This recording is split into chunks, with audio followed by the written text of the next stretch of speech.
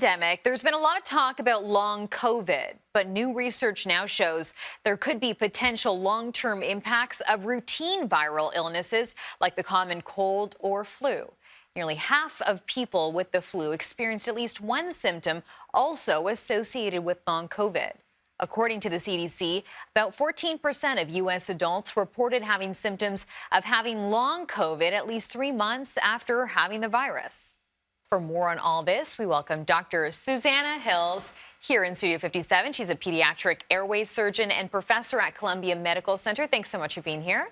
You're welcome. There's so much to get through, and it sort of feels like one of those times when everyone you know is getting sick. So this is really critical and important information because 3 years post-pandemic, here we are. We have learned a lot about viral illnesses and the impact that they can have. So let's start with talking about the long-term impacts.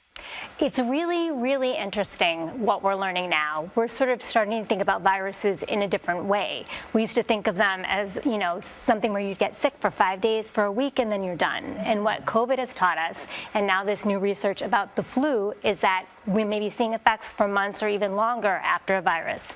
And we really have to try to understand this better. Why is this happening? Why are some people getting these symptoms for a much longer term? And so what are some of the symptoms of long flu or long cold?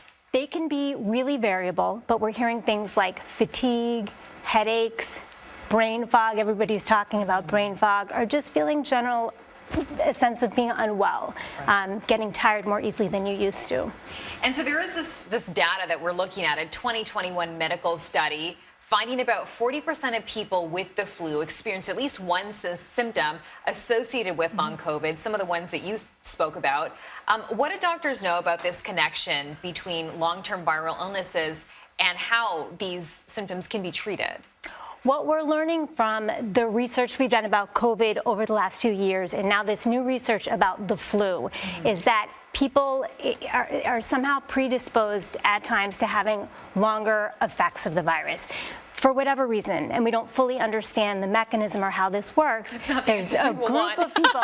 Well, it tells us we have more research to do. It tells us two things. We have more research to do to better understand this so we can find out why and treat it better. But it also is telling us that because some people are going to get long-term symptoms, maybe thinking about getting to the doctor, getting treated, and maybe seeing what virus you have may make a difference. Because if you have the flu, there's antivirals like Tamiflu available. If you have COVID, there are antivirals for COVID available. So maybe getting on top of it and treating it might be a wise thing to do.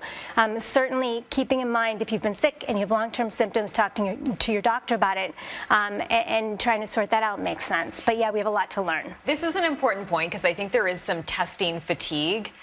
Right now, because people just almost don't want to know.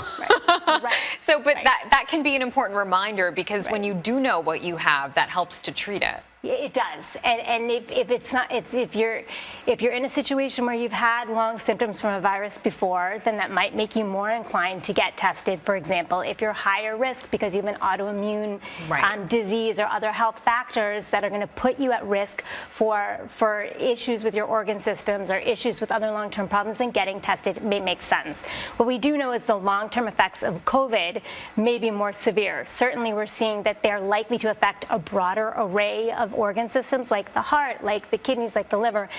Flu really tends to affect the lungs. So the long-term effects from flu tend to be fatigue and pulmonary symptoms like prolonged cough, things like that. Okay, got it. Lots of great info there. Thanks so much for your help this morning, Dr. Susanna Hills. We appreciate it.